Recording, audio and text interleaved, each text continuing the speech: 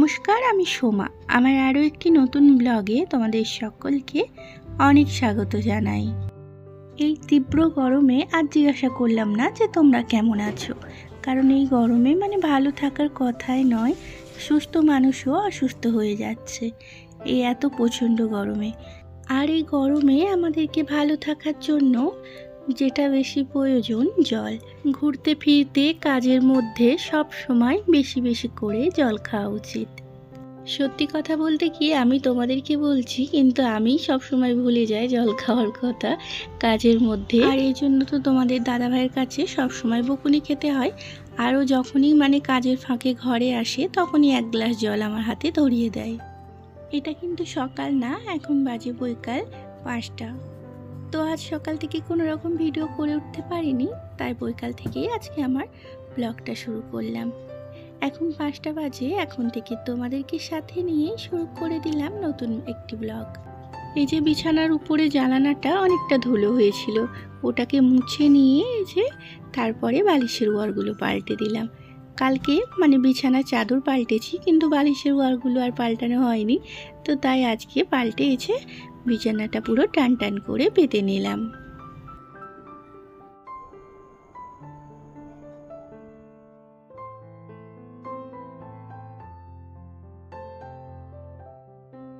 বিছানা গুছিয়ে তারপরে ঘরদোরগুলো ঝাঁট দিয়ে নিলাম। আর এই তো দেওয়ালের এই জায়গাটা একটু গুছিয়ে নিচ্ছি।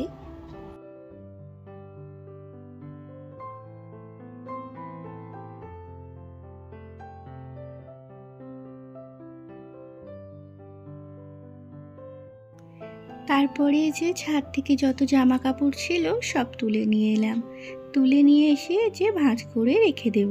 একটা হাউসওয়াইফের যে বৈকালে কোনো কাজ থাকে না তা না, সকালে যেমন কাজ থাকে বৈকালেও তেমন কাজ থাকে। একটা সংসারে কাজের কোনো শেষ নেই। সারা দিন তুমি যদি কাজ করো, সারা দিন কিন্তু একটা কাজ বেরিয়ে যাবে। কাজ করতে পারলেই হলো, কাজের শেষ হয় না, বিশেষ করে সংসারের কাজ। আর এই তো জামা কাপড়গুলো সব ভাঁজ করে এবার জায়গায় তুলে দিচ্ছি এক এক করে।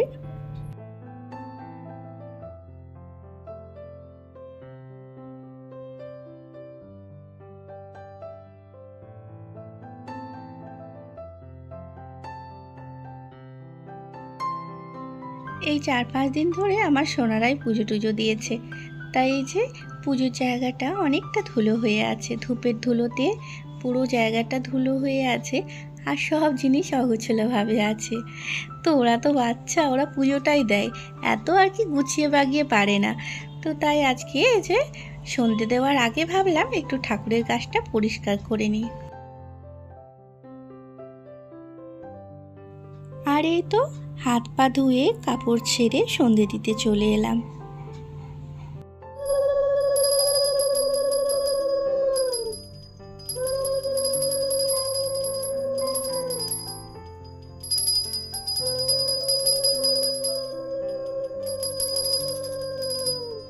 আমার মেয়ে তুলসী তলায় ধূপ প্রদীপ দেবে বলে আমার কাছে দাঁড়িয়েই আছে, তাই তুলসী তলারটা ওকে দিয়ে দিলাম।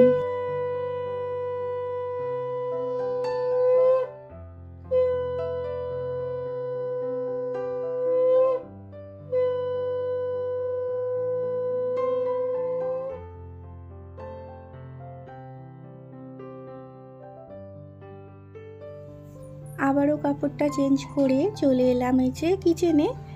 একটু ম্যাগি বানিয়ে দেবো আজকে ওদের জন্য।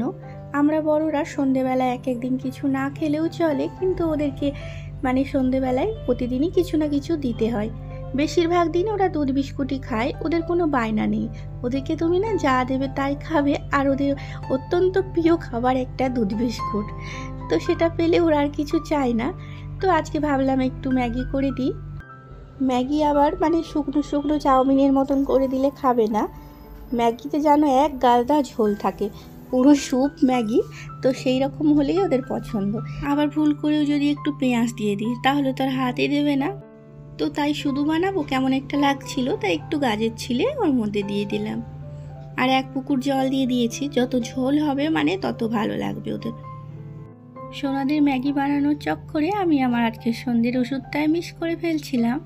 মানে সন্ধ্যে 7টার মধ্যেই খেতে হবে, একটু টাইম পেরিয়ে গেলে আবার ওটা খাওয়া যাবে না। কেমন মানে ওষুধ কে জানি, ডাক্তার বললো ওরকমই যে সন্ধ্যে 7টার মধ্যেই খেতে হবে। 7টা কি 7টা 5-10 বেশি টাইম হয়ে গেলে ওটাকে আর মানে ওষুধটাকে আর খেলে চলবে না। সোনাদেরকে দিয়ে আমিও একটা থালায় নিয়েছি, এটা আমার জন্য নিইনি, মানে ভাইদের জন্য নিয়েছিলাম। ওরা বললো আমাদের এরকম ম্যাগি খেতে ভালো লাগে না, তো আমারও খুব একটা পছন্দ হয় না, নিয়ে রেখেছি। দেখি ওরা যদি খেয়ে নিতে পারে ভালো, তো তা না হলে আমাকেই খেতে হবে। আর এই যে সোনাদের ম্যাগি খাওয়া হয়ে যেতে সব বাসন গুছিয়ে ধুয়ে নিলাম। আর এখানে দুপুরেরও বাসন ধোয়া আছে, তো সব জল ঝরে গেছে, এবার গুছিয়ে নেব। আর আমাদের দুধ এই মাত্র দিয়ে গেল, দিয়ে যাওয়ার সঙ্গে সঙ্গে আমি দুধটা গরম করতে বসিয়ে দিয়েছি। এখন দেখছি একটু দেরি হলে দুধটা কেটে যাচ্ছে, মানে গরম করতে দেরি হয়ে গেলেই, তার কারণ মনে হয় অনেক সকালে এই দুধ দোয়ে, তাই দুধ দিয়ে যাওয়ার সঙ্গে সঙ্গেই বসিয়ে দিচ্ছি। 2-3 ঘন্টা দেরি হলেই দুধটা কেটে যাচ্ছে।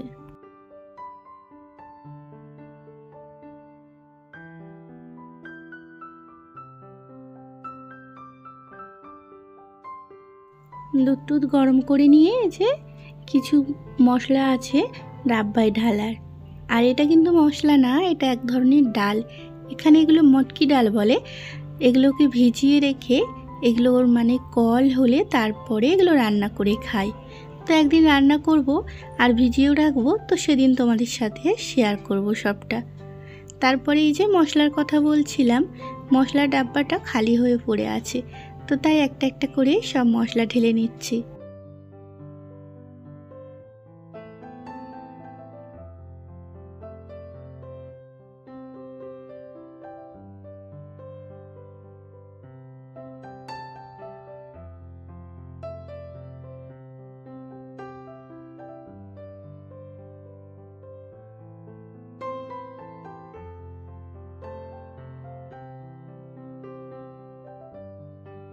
মশলাগুলো সব ঢেলে নিয়ে কিছু ছোলা ঢেলে নিলাম একটা বাটিতে, ছোলাগুলো ভিজিয়ে রাখবো।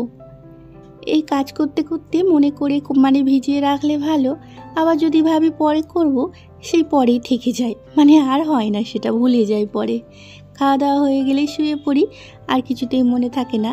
তো তাই মানে কিচেনে কাজ করছিলাম, মনে পড়ে গেল, তাই ছোলাগুলো একটু ধুয়ে যে ভিজিয়ে রাখলাম। এগুলো আমার সোনাদেরকে দিই সকালবেলায়, এই ছোলা ভিজানো জলটা।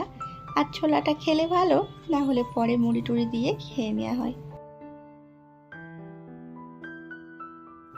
তখন তোমাদেরকে বলছিলাম না যে এই যে ধূপ আর প্রদীপ রাখি থালাটার মধ্যে, এত মানে সোনারা তেল ফেলে ফেলে তেল ছিটে করেছিল, তো তাই সব ধুয়ে নিলাম গুছিয়ে।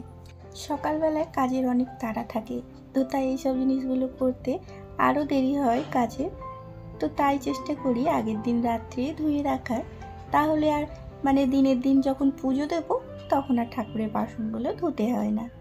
ঠাকুরের বাসনগুলো ধুয়ে গুছিয়ে নিয়ে আমার সোনাদেরকে আমি কটা নামতা দিয়ে এসেছিলাম, মানে মুখস্থ করার জন্য বলেছিলাম আমার কাজ হয়ে গেলে আমি ধরবো। তো সেগুলোই একটু মানে নামতাগুলো একটু ধরলাম।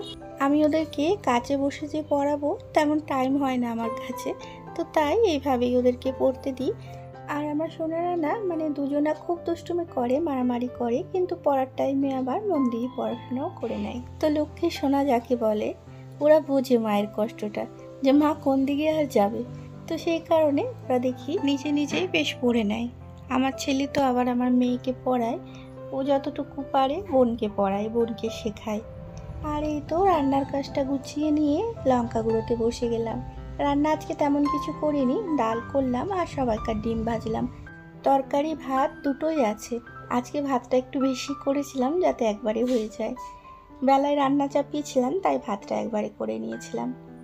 তো কালকে যে লঙ্কাগুলো 1 কিলো লঙ্কাকে এই যে ছাড়িয়ে বোটা রোদে দিয়েছিলাম, তো আজকে বেশ ভালো করে রোদ খেয়ে নেওয়ার পর আর এই তো এতটা মতনই গুঁড়িয়ে নিলাম, বেশি আর গুঁড়োবো না, একবারে গুঁড়োতে গেলে আবার মিক্সার পুড়ে যাবে। যখনই গুঁড়োবো কিছু কিছু করে গুঁড়িয়ে গুঁড়িয়ে রাখবো। তো বন্ধুরা আজকের মতন ব্লগটা আমি এখানেই শেষ করব। আবারও দেখা হবে তোমাদের সাথে একটা নতুন ব্লগে। আমার ব্লগটি যদি ভালো লেগে থাকে কোথাও এতটুকু, তাহলে আমার চ্যানেলটিকে সাবস্ক্রাইব করে আমার পাশে থাকার অনুরোধ রইল। আর যারা অলরেডি এটা করে রেখেছো তাদেরকে অসংখ্য ধন্যবাদ। তো চলো, ভালো থেকো, সুস্থ থেকো, আবারও দেখা হচ্ছে একটা নতুন ব্লগ।